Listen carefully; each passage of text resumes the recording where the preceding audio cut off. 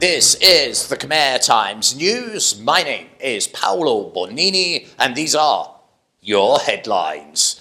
A huge gunfight in Sihanoukville sees 47 arrested. 2 women are kidnapped in suitcases.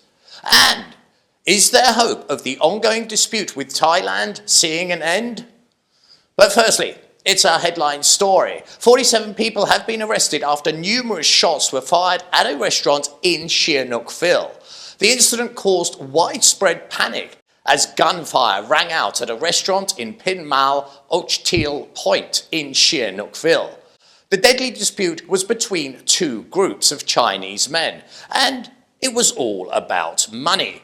As soon as the gunfire died down, the Commissioner General of the National Police sent senior officers to the scene, and this led to the initial arrest of 14 Chinese suspects, and police officers confiscated 1 handgun. The police then stepped up their investigation, and with the help of witnesses as well as CCTV footage, the police then arrested a further 33 men. Of the 47 suspects arrested, there were 35 Chinese nationals, 4 Nepalese and 8 Cambodians. Authorities also seized 13 weapons, including 11 pistols and 2 AK-47 rifles. Yes, 2 fully automatic assault rifles were confiscated, showing how very deadly this incident was. The gun battle broke out at 10 p.m. at a restaurant which was busy, as was the neighbouring area, and it is exceedingly fortunate that no one died and nobody was injured. On investigation, it would appear the reason for this outrageous behaviour was one group owed money to the other, and when they went to collect, they went fully armed. But an argument broke out, and soon guns were drawn and all hell broke loose. The latest on this story is authorities are now conducting further investigations, and the case will soon be sent to the prosecutor's office. The 47 men are expected to appear in Priya Shunik Provincial Court to answer some very serious charges. On this week's Crime Desk, 2 women stuffed into suitcases and kidnapped. A man is dragged off the streets and he is kidnapped, and a police chief is assaulted and his car is stolen.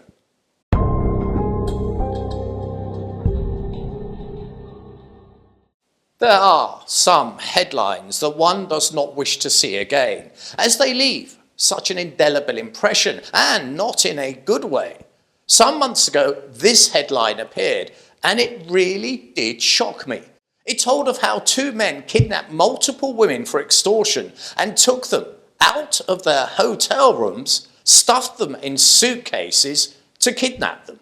Now just imagine how very traumatizing that must be. In this photo, you see a suitcase, and in that very suitcase, a young woman is curled up and petrified, not knowing if she's about to die. It is almost beyond imagination. Well, this week another headline appeared with exactly the same MO. 2 foreigners arrested for illegal suitcase detention and extortion. 2 Vietnamese men have been arrested for their part in the illegal detention and extortion of 2 women who were stuffed in suitcases and then abducted. It was at 4 a.m. that the 2 women, Miss Trang, a 33-year-old Vietnamese woman, and Miss T. Khe, a 43-year-old Vietnamese woman, were threatened with extreme violence, then forced into those suitcases at the Chi Yen resort. Placed in the suitcases, they were then loaded into a car.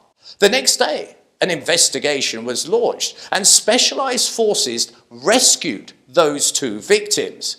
The 2 suspects arrested are a Mr. Cheng Ping, a 50-year-old Chinese male, and Mr. Di Yan, who's 51, also a Chinese national. The suspects are currently being held for questioning by the police, and charges are expected to be brought against these most vile of kidnappers. And we continue. with yet more kidnapping. And oddly, there was a third case of kidnapping this week, which I did not have time to cover. In this, though, our second case, we see Pakistanis arrested on kidnapping charges. Authorities have arrested 3 Pakistani suspects and they are searching for 2 more accomplices in connection with a kidnapping case involving another Pakistani national in Sihanouk province. Police have announced that there was a kidnapping for ransom at JR Bar in Sihanoukville by the 5 suspects who kidnapped the Pakistani male and then forced him into an awaiting car. When, in the vehicle, the violent suspects threatened the victim, they then robbed him of $1,400 and his cell phone.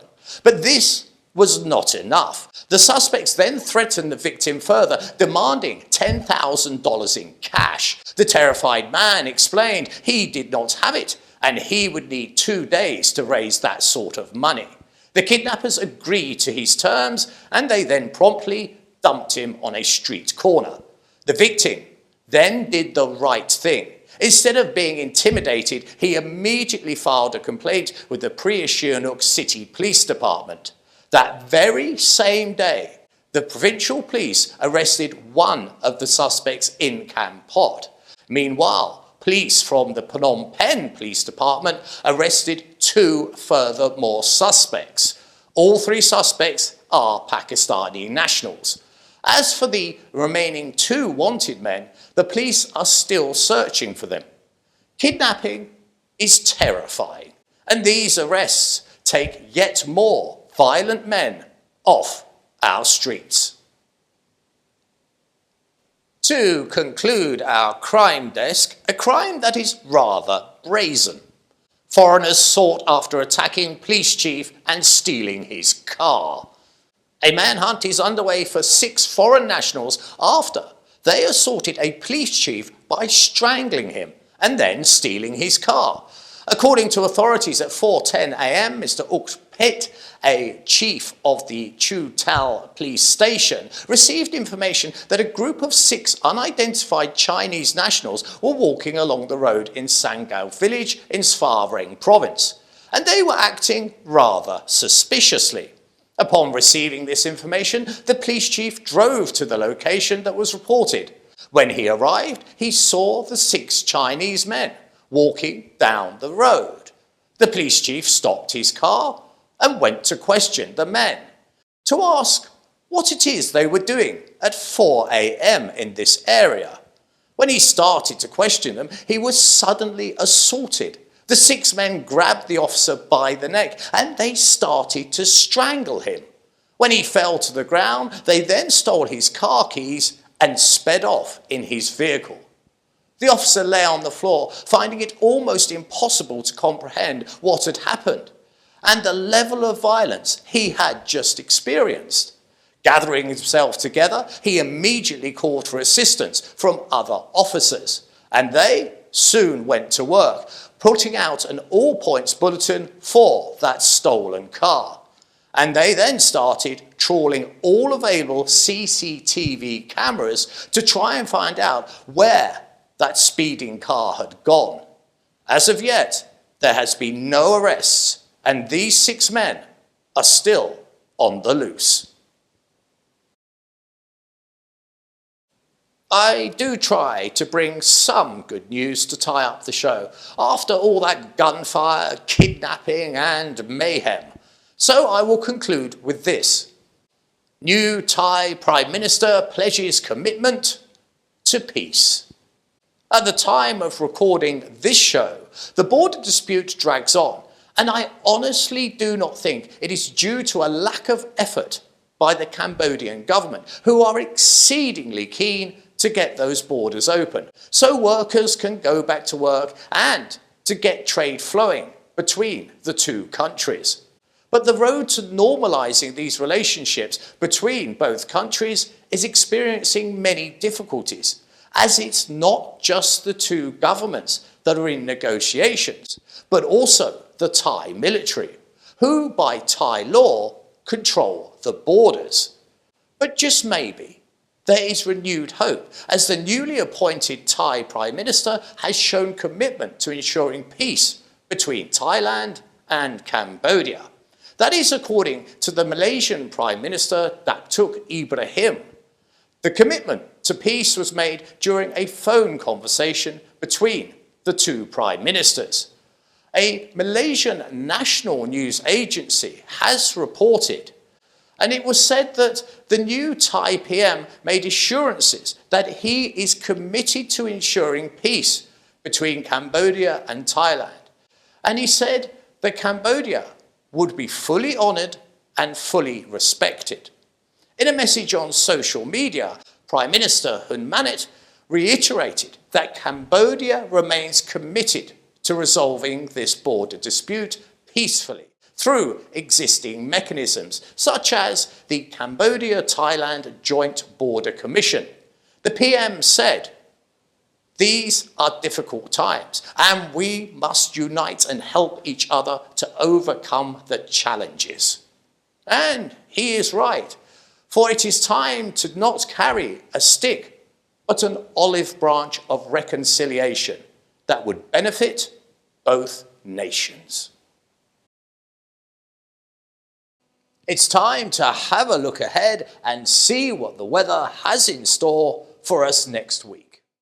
Right, so here we are at the weather, and before we go into the weather, I always like to show you something from my week, just to make the weather a bit more interesting. And I was going down this path, you see, this is a cycle lane in Siem Reap. You see it's a bit dark, it's getting later in the day. And as I went along, I discovered this, and I was impressed.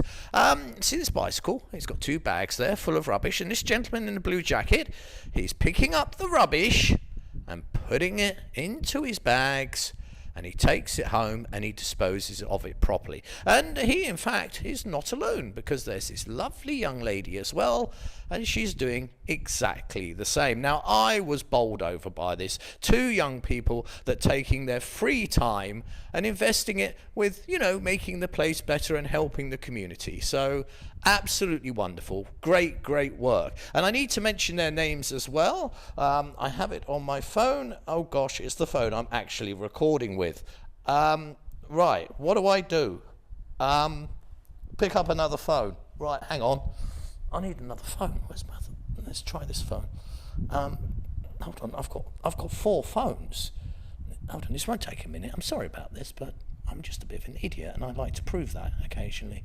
Their names are Sun Pip Hop and Pov Pala. So there you go. To Sun and to Pip, an exceedingly well done to you. I think you're wonderful and fantastic. And that takes us straight into the weather. And what do we have? Oh, I've got to get it up. I'm desperately, furiously rubbing away. And here it is.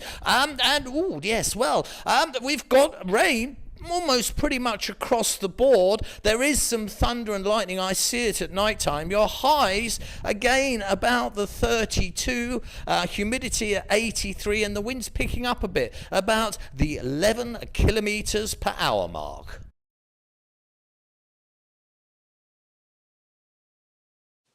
This has been the Khmer Times News. Please do subscribe and comment and stay up to date with all the breaking news by following us on both Facebook and Telegram. This has been Paolo Bonini, and that was the week that was. I'll see you next weekend for your weekly Roundup.